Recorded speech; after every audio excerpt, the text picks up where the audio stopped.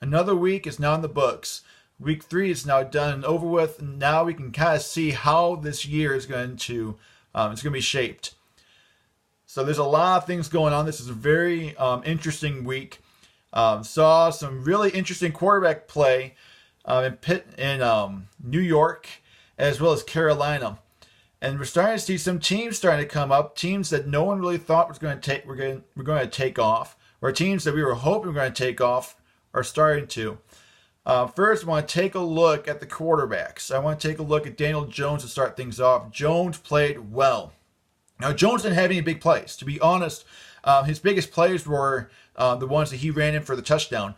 Otherwise, he didn't really throw very long, and that's not a bad thing. I'm not criticizing him for that, because he was definitely in charge. He didn't throw a lot of incomplete passes, threw a lot of accurate passes. Did a very, very good job. And the thing is, we were saying before, with Odell Beckham leaving, do they have anyone who can step up? I mean, Sterling Shepard's decent. Evan Ingram, when he's healthy, is a really good tight end. But you're seeing a lot of things happen right now. Benny Fowler's trying to step up a little bit. Sterling Shepard looks amazing. They're not missing Odell Beckham with Daniel Jones and their quarterback. Now, before, a lot of people were saying, is it just the Giants are terrible? Is it that Eli was bad? I think it shows that this team is actually a decent team. They just need that quarterback. I don't think a lot of people really thought that the missing piece of the puzzle was a quarterback. I think a lot of people said they need a receiver. But no, they needed a quarterback. Daniel Jones looked fantastic this last week. He looked great. So yes, he didn't throw the ball down the field too much, but he was definitely in command. He was in control of that game, and for that being his first game, fantastic. Fantastic. I think Daniel Jones, I know I'm basing this off of one game, but looking at how he played versus how Dwayne Haskins looked in preseason versus how Kyler Murray has looked so far, Daniel Jones might be the best quarterback in this draft. Murray is taking him a while. It's not necessarily his fault. His line is awful. Oh, it's so bad. But Jones is playing better. I know this is just one game. We got to see some more stuff from him. This game from Washington against Washington, we can kind of, I'm not sure it can really count because Washington's defense is terrible. Their pass defense is one of the worst in the league. But Jones, if I was a Giants fan, I'll be pretty happy about Daniel Jones. You guys are going to have a really good decade with Daniel Jones. Now, Kyle Allen. I don't think anyone would have thought that Kyle Allen was going to do what he did. Now, the last couple weeks, in week 1 and week 2, he struggled. Especially in week 2, in prime time on Thursday night, going against the Buccaneers. He did not throw one accurate pass. It was bad. It was awful. They didn't even trust him enough to give him the ball in the last play to win the game. They gave it to Christian McCaffrey. And we all know how that ended. Did not end well for Carolina. Newton goes down, and at that point, a lot of people think, well, this is a game lost. Nothing's going to happen. It's not worth it. Kyle Allen's coming in. Okay, it's done. Allen played well. Allen looked great. And now they're saying, well, Cam's going to need more time. Kyle Allen's going to start this next week. My thought when I saw Ron Rivera's response, it wasn't necessarily, I didn't see it as Newton's still hurt, so Allen's going to come out and he's going to be the starter. The way that he phrased it at the very end of that sentence was, Kyle's our guy, essentially. That we're moving forward with Kyle Allen. That's kind of a strange thing. I'm wondering if it's not so much of Cam's injury, but since Kyle Allen played so well, are they giving him a shot to potentially take that job? I don't know, because Cam really has not looked good. He hasn't looked good. This is a team that I think does have the potential to move up, and they definitely showed it with Kyle Allen. No one would have thought coming into this season that Carolina's problem would have been Cam Newton. No one would have guessed that.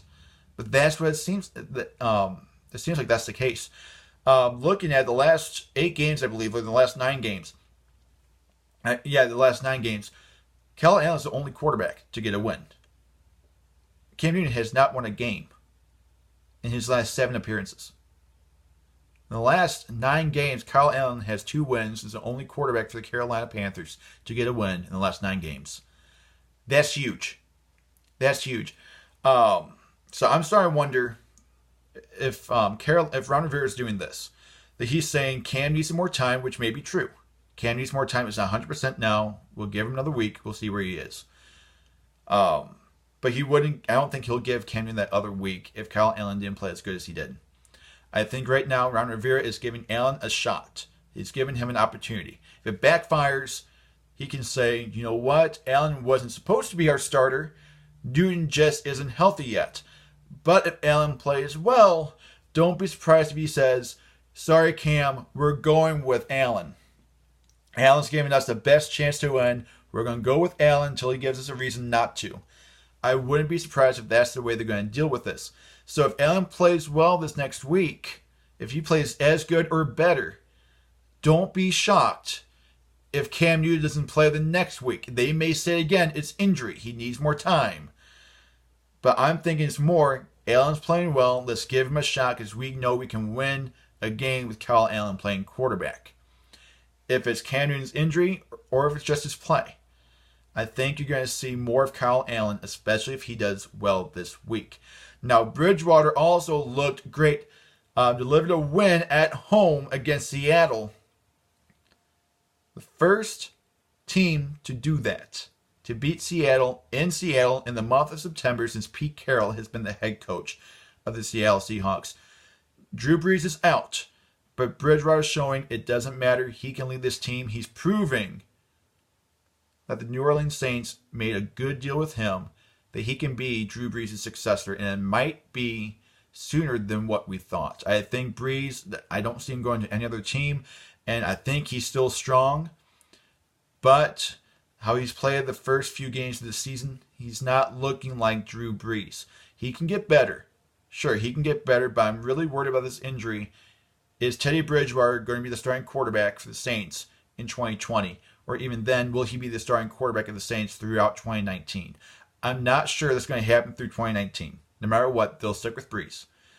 But if Bridgewater continues to play well and shows that he can win games playing quarterback for them, I won't be surprised if Brees retires this next year. It's sad to say. I think he has a lot more football left in him. But I wouldn't be surprised if he retires. I don't see him leaving any place else, even if he's in a backup role. He is the Saints. He is New Orleans. I can't imagine him being with any other team, even in a backup role. So, very interesting stories when it comes to quarterback. Will Kyle Allen play the same way? Will Daniel Jones play the same way? Can Teddy Bridgewater deliver another win? But let's take a look at some of these 3-0 teams. There's 2 of which that I don't believe will be on there for much longer that I think resemble the Miami Dolphins. These are 2 teams that they do have some chances to show what they can do. The first one is San Francisco. They're 3-0. They're 3-0, tied for first in the NFC West, tied with the Rams. San Fran looks decent. Their defense looks good. But, man, Garoppolo does not. I know he got a win. I know he turned it on in the second half, but that first half was awful. This offense needs some work. 5 turnovers. 5! Most of them within one half. They have some work to do. They need to get better. They need to hang on to the ball, and Garoppolo needs to throw to the open receiver and needs to throw a good, accurate pass. This offense is going to be the downfall to the San Francisco 49ers team. I like the defense. Richard Sherman is going back to his glory days in Seattle. He's looking good. But this offense needs a lot of work.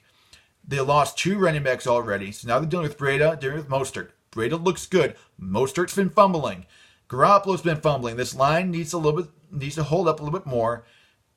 And these receivers, I mean, honestly, they just have Kittle. That's pretty much it. They just have Kittle. They need some work in offense, and Garoppolo needs some work himself. He's very inconsistent. There's a lot of quarterbacks that I would take over Jimmy Garoppolo, but that's just so far. He has time to prove himself. So I'm not shutting the door on Garoppolo. I don't believe you can ever shut a door on a quarterback ever. One example of that is Kyle Allen. A lot of people could shut the door on him saying he's going to be nobody. Don't worry about him. And now look at him. He could be a potential starter. So I won't shut the door on Garoppolo yet, but there's some work to do. They're not going to be a playoff team if he continues to play this well. This is a good defense, but it's not a good enough defense to carry a team to the playoffs. This isn't a Chicago Bears defense. If you're looking at the 18 or the 06 Chicago Bears, it's not the same. They need to be stronger defensively in order to carry this entire team. So instead of expecting the defense to carry the load of the offense needs to pick up. And they definitely have the opportunity to do that. So they have a bye week to kind of go over everything. 3-0 looks great, but Miami once again was 3-0 last season. We all know how that went. They didn't make playoffs. Didn't help. Tannehill got hurt, but they still won a game with Osweiler against Chicago. So this team, this Niners team, needs to step it up. This is not a playoff team. Surprise team, sure, but they're not going to hold off any longer unless Garoppolo and the offense can pick it up and not turn over the ball. Now, the other team that I'm not sure where they're going to be is Buffalo. Now, they have a chance this week to prove themselves. They're going against the 3-0 New England Patriots. If they win this, they take the lead division. They lose this, second place in the division. Not really a whole lot to lose from this game, but there's a lot to gain. They need to beat the Patriots. This is a good team. Allen, I think, is a good quarterback. He's progressing. He's getting better and better with every game. This defense is a decent defense. It's not spectacular, but it's good. But they do need to step it up a little bit. They definitely do need to step it up. Devin Singletary needs to step up just a tad bit more. These receivers need to do a little bit more. Allen can do it. I believe heavily in Josh Allen. I didn't like him when he got drafted. Thought he was the worst quarterback in that class, at least in the first round. But I think he's really proved himself. I think he's shown that he can be the best quarterback in this draft. That he can top Lamar. He can top Baker. He's a good quarterback. But it's his time to shine this week. All eyes are on Josh Allen. Can he get a Buffalo victory against New England? Because right now, they face 3 easy teams. They face the Jets, they face the Giants, and they beat Cincinnati. They almost lost to Cincinnati as well. This team, they can be something. This is their time to shine. I'm a little bit more hesitant with them because I don't think they have a spectacular offense. I don't think they have a spectacular defense. I don't see this team being a playoff team. I see this team very much mimicking the Miami Dolphins. They can easily step down. But if they can get a win this week, this might be their division. I know New England's good. I know New England's not going to underestimate this team. They need to do the best job they possibly can. Josh Allen needs to play like Tom Brady this week.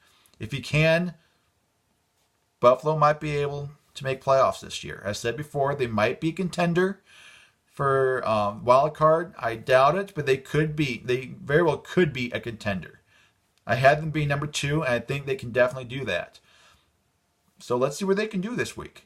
They came a game or 2 away from playoffs last year. Now they're starting 3-0. Even if they lose to the Patriots twice, they might be able to still make playoffs, definitely with Cleveland going down and with the Chargers going down. And I also don't think Houston's as good as what a lot of people thought they were going to be, including myself. So, but I want to see what Allen's going to do. I want to see what he can do this week. But this week, there's a lot of things to take a look at. One of the things, I'm a Bears fan. I love Monday night. Monday night was great, especially since Trubisky actually looked good. I know he didn't throw the ball. He didn't throw the ball down the field too much. It was just that one throw that he made, the one great throw to Taylor Gabriel. I'm a little annoyed that the national media has focused more on Taylor Gabriel than Trubisky. Trubisky played well. He didn't play spectacular, but man, he played well. A lot better than in Green Bay. A lot better than in Denver. And on primetime, he doesn't play well on primetime. He never does. That looked great. Very impressed. This defense, everyone said they're going to be regressing. I said I don't think they're regressing, and they have gotten better. Everyone's saying that HaHa Clinton-Dix will not be Adrian Amos. Adrian Amos was a better choice. I disagree because HaHa Clinton-Dix outplayed Landon Collins, the best free agent safety this year. Everyone said Landon Collins is the guy to get. we proved them wrong with getting HaHa Clinton-Dix and paying them only $3 million this year. Clinton-Dix looked great, 2 picks, had more tackles than Landon Collins. This is a spectacular defense. Spectacular. They're a lot better than last year. That's saying a lot. That is saying a lot. 4 interceptions so far in 3 games. Had the last game interception last week against Denver from Kyle Fuller. Kyle Fuller gets another pick this last week. HaHa gets 2 picks. This is a spectacular defense, even with Akeem Hicks out, even with Bilal Nichols out. Nick Williams definitely stepped up. Watch out for the Bears this year, but this is a game to watch against Minnesota. Can Trubisky keep this going? Because Minnesota's defense is still a good defense. Can Trubisky play well against Minnesota? Because I would hope he would play well against Washington, one of the worst pass defenses in the league. So can he play well against Minnesota? And can this defense stop Minnesota? I think they can. They can definitely stop Kirk Cousins. The question of the matter is, can they stop Dalvin Cook? This is a great front 7. Akeem Hicks might be out. Still waiting to hear a little bit what's going on with him. If he's there, that's going to be one good game. Dalvin Cook going against the Bears defense. But I would expect a couple picks. I'm feeling Eddie Jackson pick. I'm just feeling it. He hasn't had one so far. I'm feeling it. Prince Amukamara is due for a pick as well. Roquan Smith is due for a pick. Kirk Cousins is a good quarterback, but I think he's going to make some mistakes.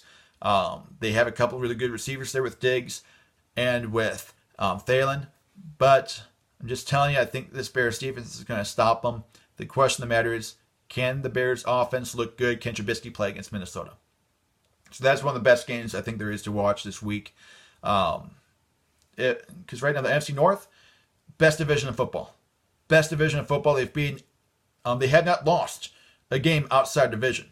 The closest one was the Lions tie week 1 against Arizona. Otherwise, 7 wins. 7-0-1 against the rest of the NFL. This is a really good division. This is a good game to watch. Chicago versus Minnesota. What's going to happen here? Because this could easily swing the division a little bit. I know the Packers are in front, but Minnesota and Chicago have been the favorites throughout the offseason. So it's the division might be in the hands of this game. So it'll be a fun game to watch. This will be a great game, a great week. I mean, let's see what Josh Allen can do. Let's see what Kyle Allen can do. Let's see if Daniel Jones can keep this going. I'm rooting for this kid. I love him. Love what I saw from him this last week. So let's see what he can do. Great. This should be a really good week. A lot of good storylines. And thank you so much for watching Pro Football Today. I'm your host, Zach Simmons. I hope you have a really good rest of your day.